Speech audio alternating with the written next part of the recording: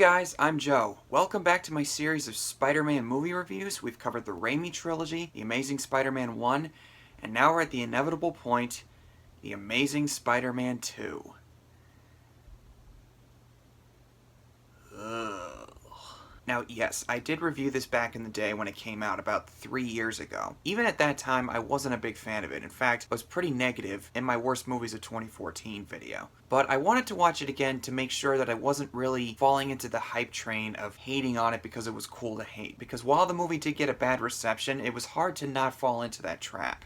And there's still plenty of people out there who do like this movie. And that's all well and good. Again, I'm not trying to take that away from anybody. But when I watched this the other night, by the time it ended, I still don't like it that much. And I'm going to try to not go on these long tangents so much, but I guarantee you that I'm going to get a little bit upset in this review, so just bear with me. And I know that it's just a movie, but Spider-Man is near and dear to my heart. And to see him treated in a way that I don't feel is right, there's going to be problems. So let's talk about this. So after The Amazing Spider-Man 1 left a lot to be desired, a lot of people still seem to be hyping this movie up to be one of the best superhero films of this decade. But me, I sort of knew what to expect going in because everything I was hearing about it, this villain was going to be in there, they're setting up for a Sinister Six or something. And watching the trailers, so many came out, so many TV spots, and even a lot of stuff that didn't make the final cut. There was still a part of me that was hoping, just hoping and praying that maybe Sony had listened to some of the complaints from the first film. But for the most part, it's the exact same kind of movie that Amazing Spider-Man 1 was, but even more cluttered and more unfocused than the previous one, and even more stupid and cheesy than Spider-Man 3 was. And if you thought Spider-Man 3 had a lot of WTF moments, this one takes it up even further. In fact, let's talk about those for a second. Now look, these are not the biggest issues with this movie, but a lot of these things I couldn't help but notice when I was watching this. Just so many times where I was like, just why? Such as this guy, for instance. I'm here to study you, to understand what you are, why. You are suffering from acute electronitis. If anyone gets that reference, I will hug you. And the electricity repairing Max Dillon's tooth gap. What the heck is that? Peter smashing a calculator against the wall of his bedroom, finding some coins inside the calculator that grants him access to this old subway terminal known as the Roosevelt Spur, which any New Yorker would know about that in some way, which grants him access to his father's secret underground lab that somehow has been dormant for 2 decades at least, and magically turns on when he walks into the subway car and moves the mouse and it turns on, telling him exactly what he needs to know at that moment. And Electro playing the Itsy Bitsy Spider song with electricity. And the web line turning into a hand reaching out to save Gwen. You know, there's some things in movies where I can let it slide because suspension of disbelief is required on some level, but I just can't with this one. And yeah, Spider-Man 3 had a similar problem with certain moments like that, like the lab scene where Flint Marko becomes Sandman, and Harry's butler telling him what happened to his father the night he died. But this one, I think, is even worse in that regard. Now, this is not the reason why the movie doesn't work, but it doesn't exactly help either. If somebody had just said something to somebody, say, hey, that's really dumb, don't do that, maybe it wouldn't have been so bad. But let's talk about the movie. The movie opens up with Peter's parents going on this plane, going to some unknown location, and it turns into some Bourne Identity tribute scene or something. Quick cut, shaky cam, this guy dressed up in a pilot outfit gets into a scuffle with Richard Parker, and the plane starts to go down, and somehow he has a Sony Vaio that has perfect Wi-Fi, and the scene is somehow set in the 1990s or the early 2000s, during a time where Sony Vaios and Wi-Fi didn't exactly exist. Okay, yeah, the WTF moments are still going to come up, but still, I don't really care about the whole parents thing because, like I said in my previous view, I never really found Peter's parents that interesting to begin with. Could it possibly work in a more compelling manner? I suppose, yeah, but really, it goes against the idea that Peter's an ordinary kid from Queens. It's like the whole Chosen One story arc, if you know what I mean. And they don't do a really good job of it. And as I said, Peter's parents were never really that interesting to begin with. So the plane crashes, and somehow Richard Parker uploads the documents that he needs to whatever server he's uploading it to. And then it transitions to Spider-Man swinging through New York City, stopping crimes, chasing after the Rhino, played by Paul Giamatti. Say hello to Alexei Sitsevich!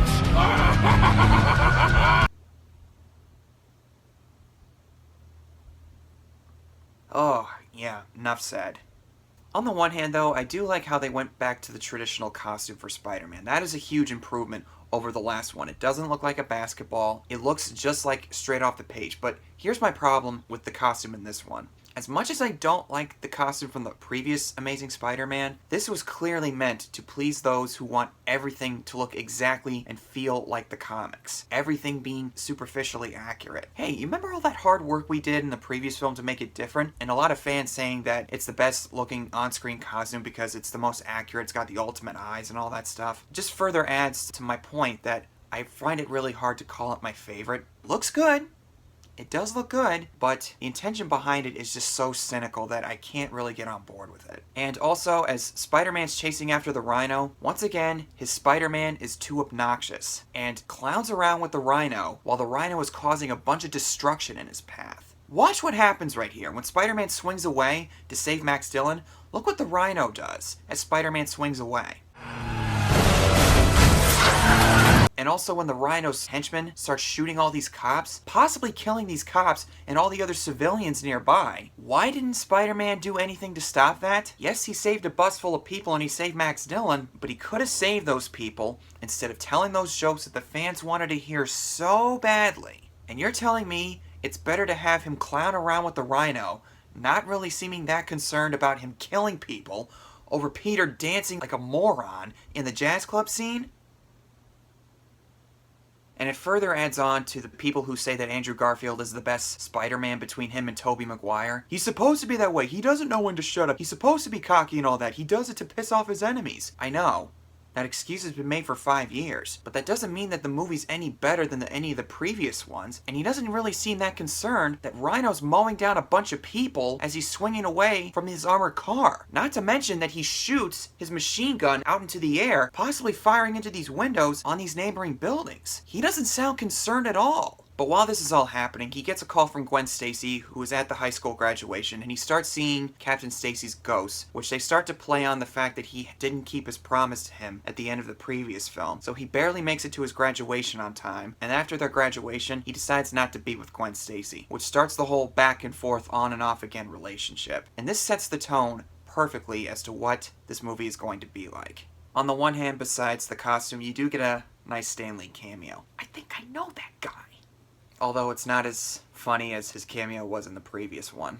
As far as the characters go, again, I do like Andrew Garfield as an actor. I've said it before in previous videos. Hacksaw Ridge, Silence, 99 Homes, Social Network. The guy's a really good actor, and Oscar nominated even. So I know what he's capable of, and I thought he was alright in the previous one, but there were a couple scenes where you could tell that he was genuinely trying to play Peter Parker, even though he didn't exactly look like Peter Parker. Since he's a big fan in real life, I don't doubt that he was trying to honor the character as best as he could. But here, I don't know what happened. Because in this movie, minus one scene with Aunt May, this is not Peter Parker anymore. To me, I just feel like I'm watching Andrew Garfield just being Andrew Garfield. But I don't really know who to blame. Is it the script? Is it Mark Webb's direction? Is it Andrew Garfield's performance, or all three? Which is it? He goes back and forth to being somewhat likable, but also really, really immature in certain scenes. And there's a couple of things that he does in here that I feel like Andrew Garfield might do in conversation, but not Peter Parker. Such as him kissing Gwen Stacy in front of the entire school, like he's the big man on campus or something. And when he climbs over the ledge like that,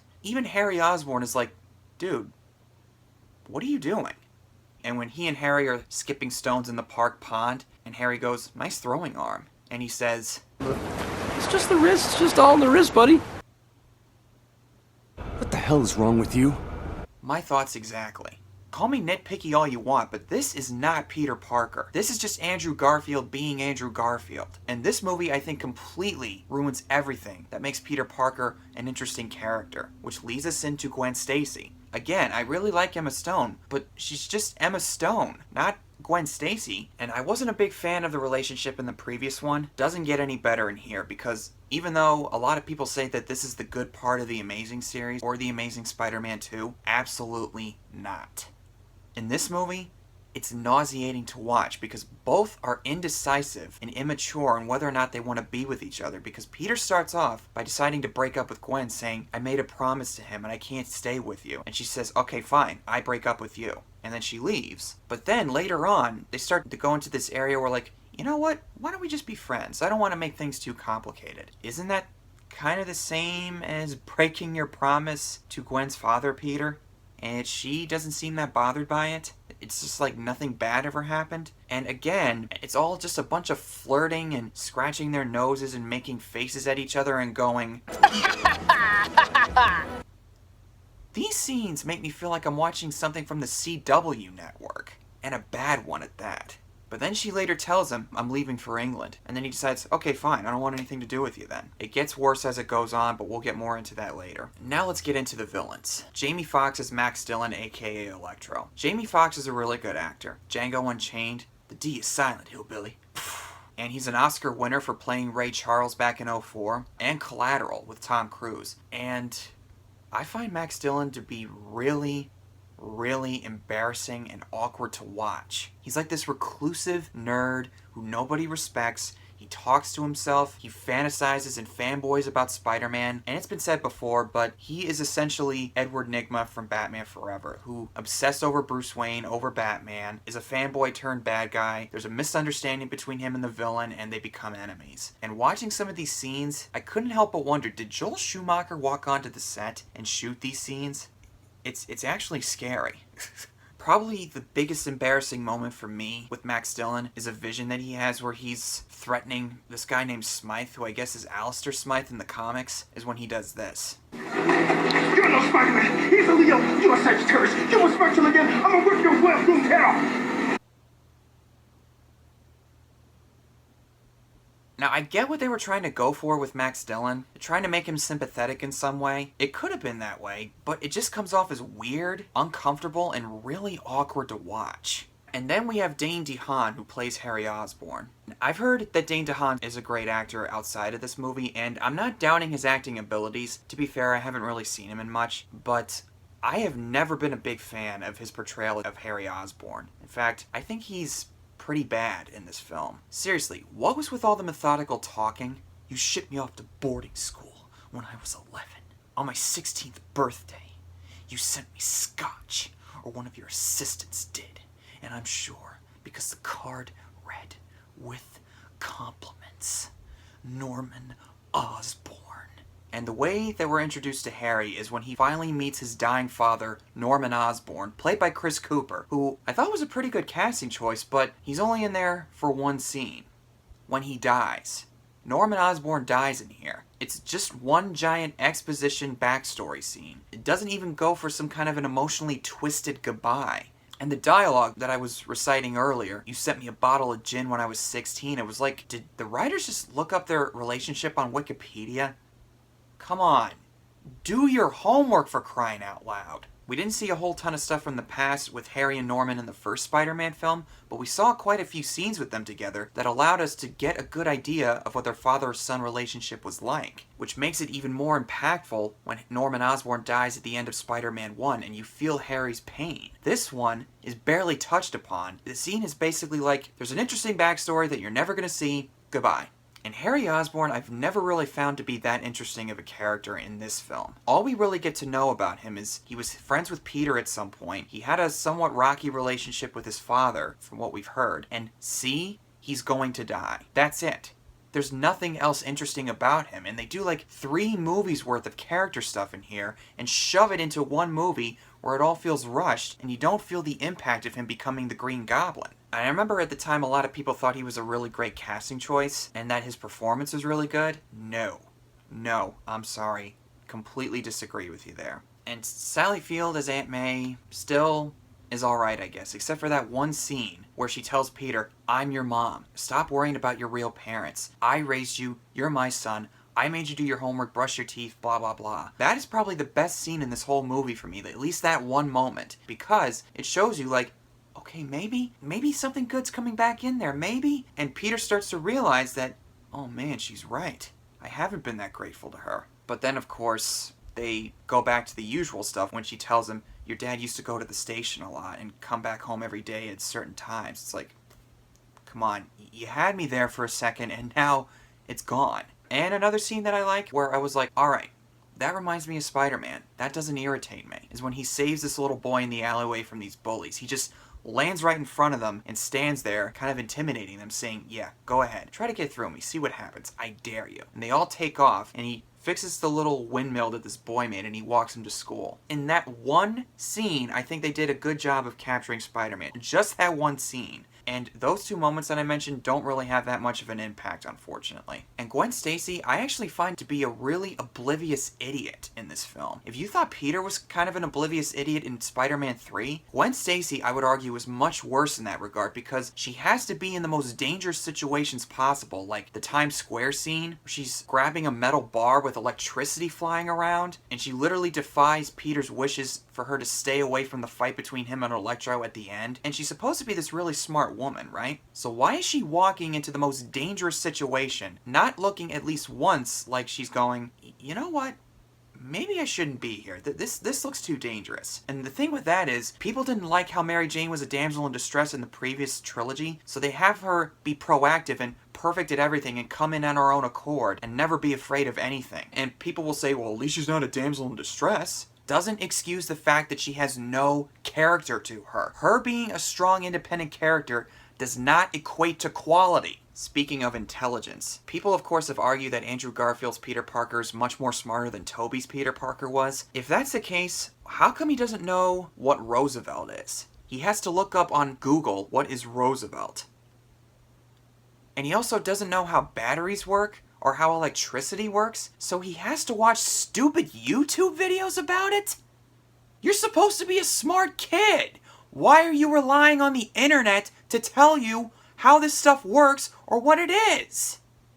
It's like they're trying to visually show you how smart he is by us watching him do science stuff and tech stuff, but I never feel that from him. Nothing in these two movies convinces me that he's the smart Peter Parker. Just like in the previous film, he gets his ideas from other sources and takes them on as his own. As opposed to the previous trilogy where Tobey Maguire was giving these scientific explanations. Look, he may not have been a big tech whiz or anything like that, but they showed in those scenes that he was a bit of a science geek. In those movies, I thought he was a smart kid. And since I mentioned the Times Square scene earlier, let's talk about Max Dillon turning into Electro, where he fixes a power cable inside Oscorp, falls into a tank of electric eels, and they all bite him and he turns into Electro. And he starts causing all this ruckus in Times Square where Spider-Man comes in and tries to calm him down. And another WTF moment in this scene is where he sees himself on the screens and it plays that weird music that you heard in the scene where he's talking to himself. He's like, you see me.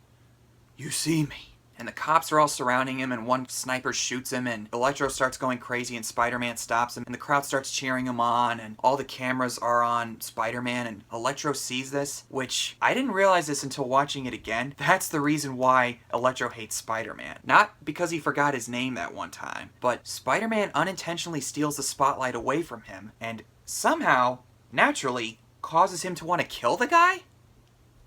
Who the hell came up with that? Seriously! And also, what is with these slow motion effects?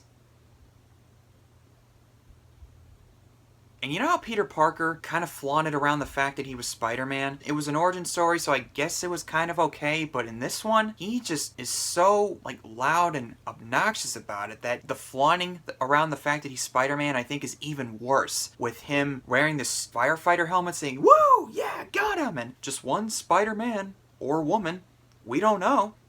You're not a secret. You're a big wisecracker who can't shut up for more than 1 second. And also, his ringtone is the Spider-Man theme from the 60s. At least...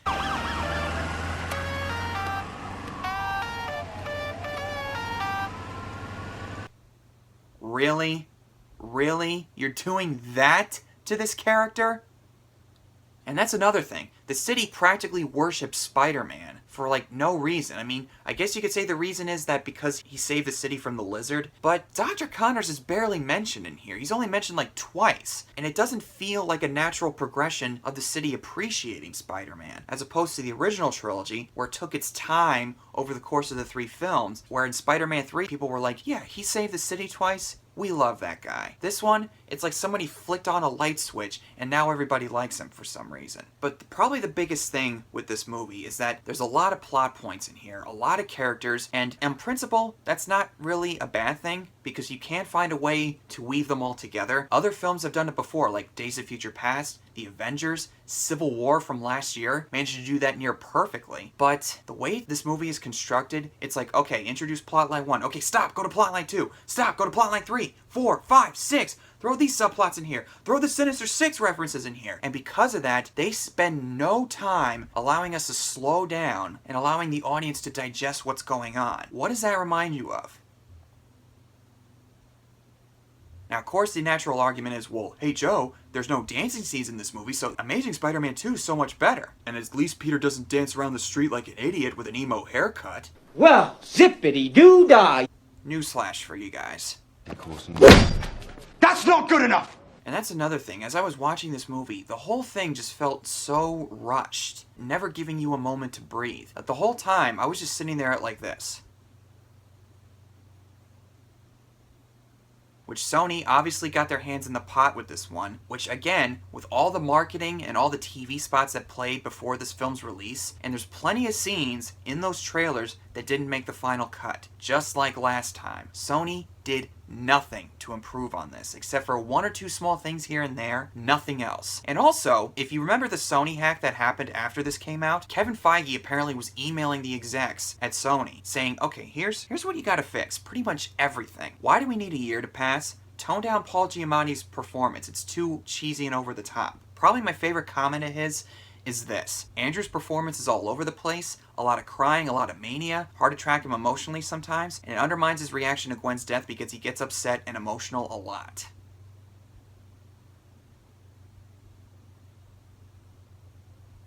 And fans say that Tobey Maguire does the exact same thing in 3 of his movies?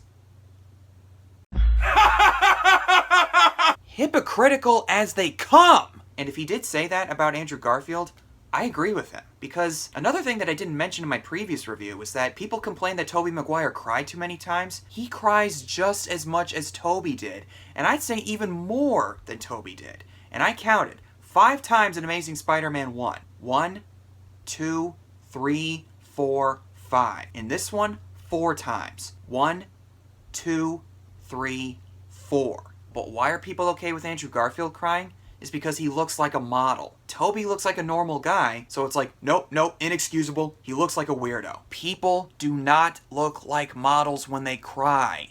Now, despite what the plot summary on IMDb, for instance, might tell you, there's really not a scene where Peter starts to realize that Oscorp is up to no good with people like Max Dillon, and also with the Sinister Six, which we will talk about in a second, but really, the majority of the scenes with Peter in this film is him just trying to figure out the secrets of his dead parents, agonizing whether or not he should be with Gwen Stacy, like throwing things against the wall and on the verge of crying over the fact that he can't be with her. There's really not a whole lot of scenes where you can actually get inside his head in order to understand why he's feeling that way. And not to mention that the song track that plays when he's upset over how he can't be with Gwen, Like a drum, my heart never stops beating for you.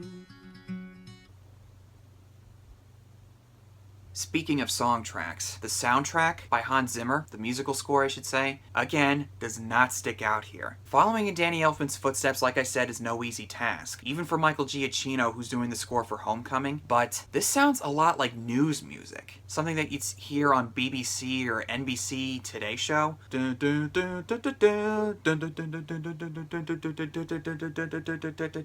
the dubstep themes for Electro.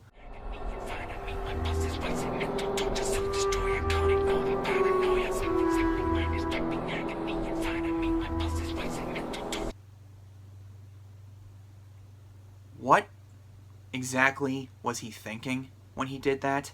And also, right before Electro starts attacking Spider-Man because he stole the spotlight from him, you could hear a voice going, "He lied to me. He hates me. And all of a sudden, virginity. What the actual... Hans Zimmer is like one of the best film composers of our time. This is far from his best work. But if there's any positives I can pull from the soundtrack, it's the song It's On Again by Alicia Keys. I like that song. Alicia Keys is one of my favorite singers working right now. And in case you guys don't know, I did a music video with the Spider-Man trilogy with the song by Alicia Keys. If you ever want to check it out, it's still on my channel. Just look it up. And the tone is colorful, it's more energetic, which I think is much more suitable for Spider-Man because he's a brightly colored character, even though I'm not opposed to him working in a more serious and darker tone. But this one, I think also is a negative because of some of the moments with Electro and the Green Goblin's look, which we will talk about later on, and the German scientists. People say that the Raimi films were too cheesy. You guys are freaking hypocrites. Did you watch this movie? This is even worse in that regard than the Raimi trilogy. It's my birthday. Now it's time for me to light my candles. Oh yeah, and I mentioned earlier that Harry Osborn is dying. He has the same disease that his father had that killed him. So he figures out that Richard Parker was working on a blood sample for genetic spiders, his own blood. And he somehow figures out that Spider-Man was bitten by one of those spiders that Richard was working on. So he asks Peter to find Spider-Man so he can get his blood from him. So he visits him as Spider-Man and turns him down. Like, I could give you my blood and you could die. I already am dying. And after that, Harry hates Spider-Man. You're a fraud, Spider-Man! In the original trilogy, Harry Osborn hated Spider-Man because he believed that Spider-Man killed his father, and it was a natural progression throughout the first two films. It's an emotional, internal battle going on inside of him. In this one, he hates Spider-Man because he wouldn't give him a few drops of blood. So he recruits Electro to help him get inside Oscorp after he's fired, and get access to the Goblin suit and the formula that could supposedly cure him. You need me? Yes, I need you, Max! I need you! Just like Spider-Man 3, when Venom recruited Sandman to go after Spider-Man together. And he gets into the Goblin suit down below in the secret lab where apparently the Sinister Six stuff is, where you saw the Vulture's wings, Doc Ock's arms, which, real quick, this movie has quite a few references to the Sinister Six. And watching it now, I'm glad that's not happening, but it's also kind of sad, because this movie feels like a giant trailer to set up future sequels. And you see the signs on the door, 1, 2, 3, 4, 5, 6. It's like they were trying to create their own version of the Avengers. And when he puts on the suit goes, healing! And there's no reason why he couldn't have gotten that suit in the first place, but whatever. Okay, I'm gonna try to move on to something different because I'm getting mad. I'm getting mad throughout this review, guys. I'm sorry, but I keep stressing this, that if you do like it, it's totally fine. I don't care. I'm not trying to take that away from you guys. But anyway, with the relationship between Peter and Gwen, like I said, going back and forth with each other, after the whole I'm going to England, they run into each other at Oscorp, and then all of a sudden they start to make out in the broom closet. It's like... Again, it's nauseating to watch, and it's just another thing where I'm like, no, you know this is wrong, guys, knock it off. And this scene... Thank you. All over your... I didn't do that. Oh, and you too. Stay right there. Wait. Hey! Oh, thumbs today. That, to me, is something that I think Andrew Garfield might do in conversation. And after his conversation with Aunt May, Peter finally finds the coins to go into Roosevelt Station and figure out that Richard Parker was using his own blood sample to plant into the spiders, which basically means that Peter is literally destined to become Spider-Man. And that's another thing that Kevin Feige points out in his emails with Sony. It's completely unnecessary because it fights against the idea that he's an ordinary kid from Queens. Peter's supposed to be the normal everyday man who got these powers completely by accident. I'm sorry, but that is dumb. And also, he's an even bigger stalker in this one than he is in the first film. He follows Gwen Stacy as Spider-Man every single day, where he's like, oh yeah, I know you like that place. How do you know that? It only opened up a month ago. And again, how is she not creeped out by that?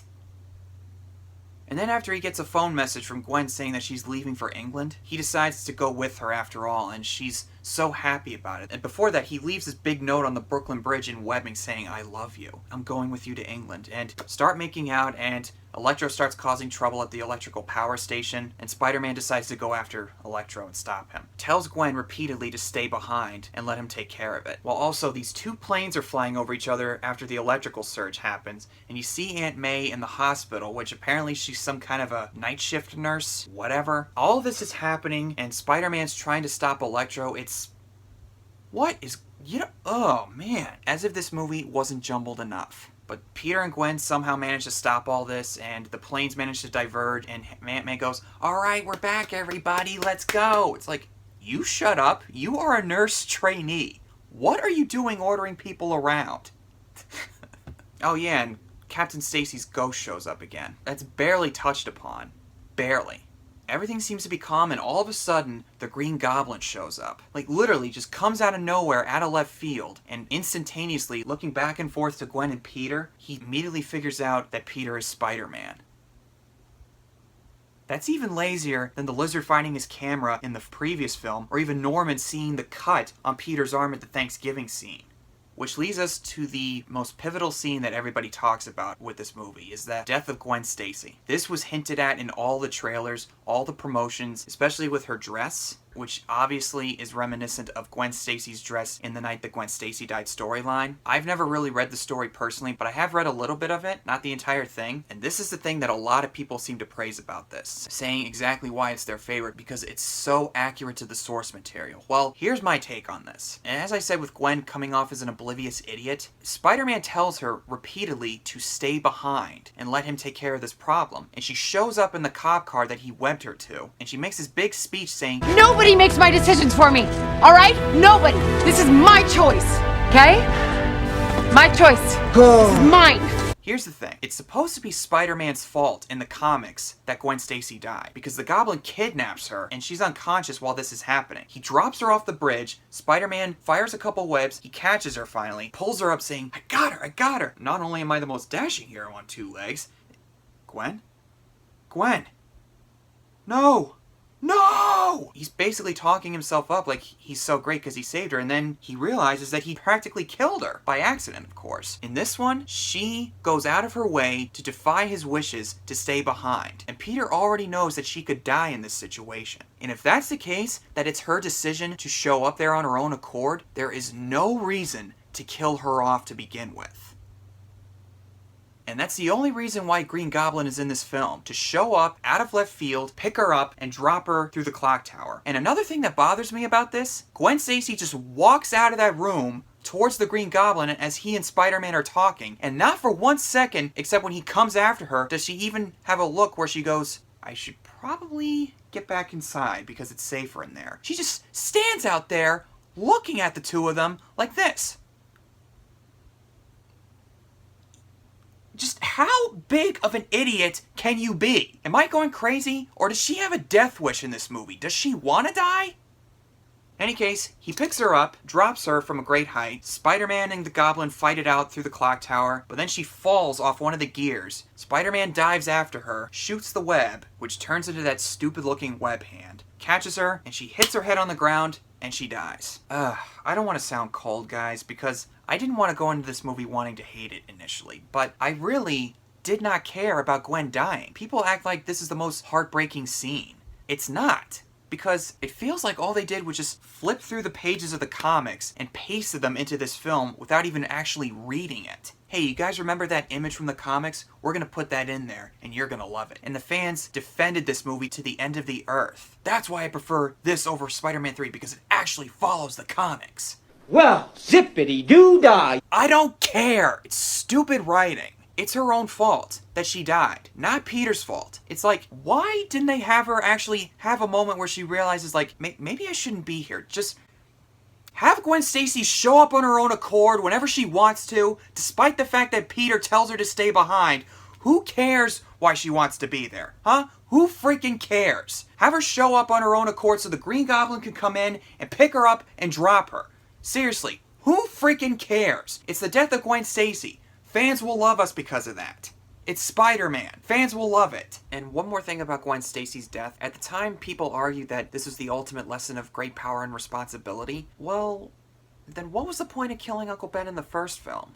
Saying that he learns his lesson through what happens here, it takes away the thematic meaning of Uncle Ben's death. And we finally get to the ending, with Gwen Stacy's funeral. Just when you think Peter's about to learn something, all you get is a montage of him standing at her grave, and it spans for like maybe 4 or 5 months? As opposed to the comics where you immediately see the consequences of Gwen Stacy's death when the public starts to go against Spider-Man, it montages through the whole thing, and it's like, you're rushing through all this stuff that's meant to give us a good movie. And finally, the Rhino breaking out is what causes him to go back and listening to Gwen's graduation speech, which she says at the beginning of the movie, which is a pretty big indicator that she's gonna die. You're telling me that there was no bigger crimes going on in that 4-month time span? And then we see a scene at Ravencroft where Harry seems to be all better from that goblin stuff. Where you see that guy in the fedora where you don't see his face. It's like, did you tell the boy about his parents? The guy's talking to Harry who's like, it comes and goes. It's like, are you just looking for excuses to set up the Sinister Six?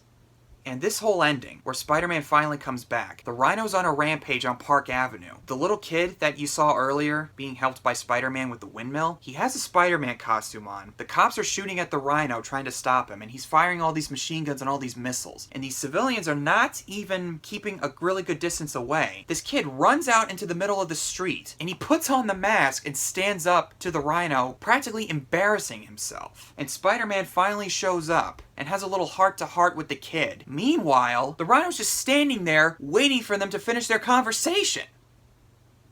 That whole scene is freaking idiotic. The kid runs back and orders him to stand down and some stupid joke, and he throws the megaphone aside, and just as they're charging at each other, Spider-Man says, "There's no place like home." And then there comes the final shot that you all saw in the trailers. Ugh. But that little line where he says no place like home is another indicator that Peter doesn't learn anything in this one. Just like in the end of the first film, just when you think he's learned something, he hasn't. And during this whole film, he keeps going back and forth on it. And it's like, he's not going to learn his lesson, is he? And the death of Gwen Stacy doesn't have that much of an impact on him by the end of it anyway, when he says no place like home.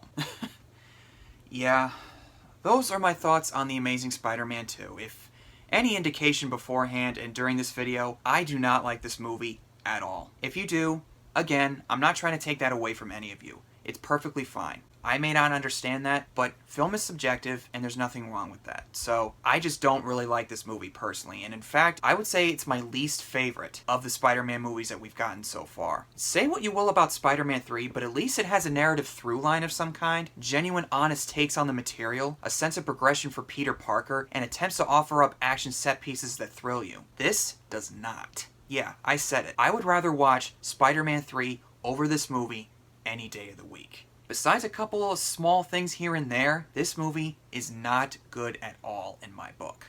I have no idea what was going on in the Sony executives' heads when they were making this. And I feel bad for the cast and for Mark Webb, who thankfully they have moved on to better things. So, you have that. But I would like to know, guys, what are your thoughts on The Amazing Spider-Man 2? Whatever they are, I am prepared. Do you love it?